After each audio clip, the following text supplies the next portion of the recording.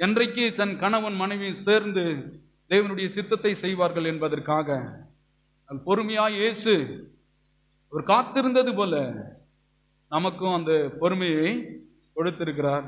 நாம் காத்திருக்கிறோம். அவர்கள் போகிற பாதை முடிவில்லை.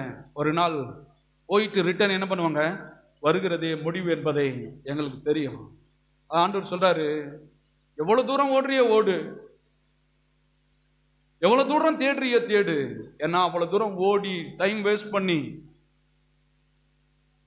நேரத்தை வேஸ்ட் பண்ணி, வாழ்க்கையை வேஸ்ட் பண்ணி, பணத்தை வேஸ்ட் பண்ணி நீ போயிட்டு திரும்பி வர்ற பத்தியா, அதுதான் சரியான ரட்சிப்பு என்பதை தேவன் அப்பதான் நீ புரிந்து கொள்வாய். அது ஒரு பாட்டு இருக்கு, என் சுய பலத்தால் ஓடி பார்த்தேன், ஓட முடியல.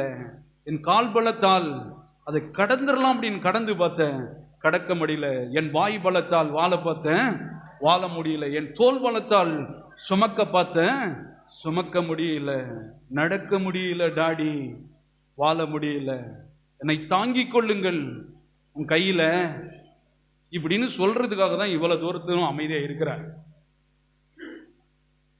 அதனாலதான் பாவம் செய்கிறவன் செய்யட்டும் இல்லையா, பரியாசம் பண்ணுகிறவன் பண்ணட்டும், ஓடுறவன் ஓடட்டும் இல்லையா. முடிவு என்ன? எங்க சுத்தினாலும் அந்த ரவுண்ட்ல நீ சுத்தி கடைசியா ஒரு மையத்துக்கு வருவ. அதற்காக வெயிட் பண்ணியிருக்கிற வருவ.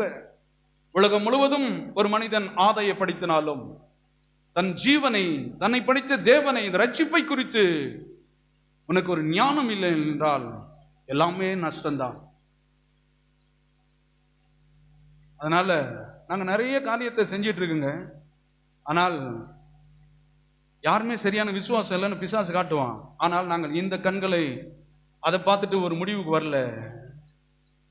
எங்களுடைய முடிவு எப்படி இருக்கும் என்பதை ஆரம்பத்திலே நாங்கள் பார்த்து கொண்டு பயணித்து கொண்டு இருக்கிறோம்.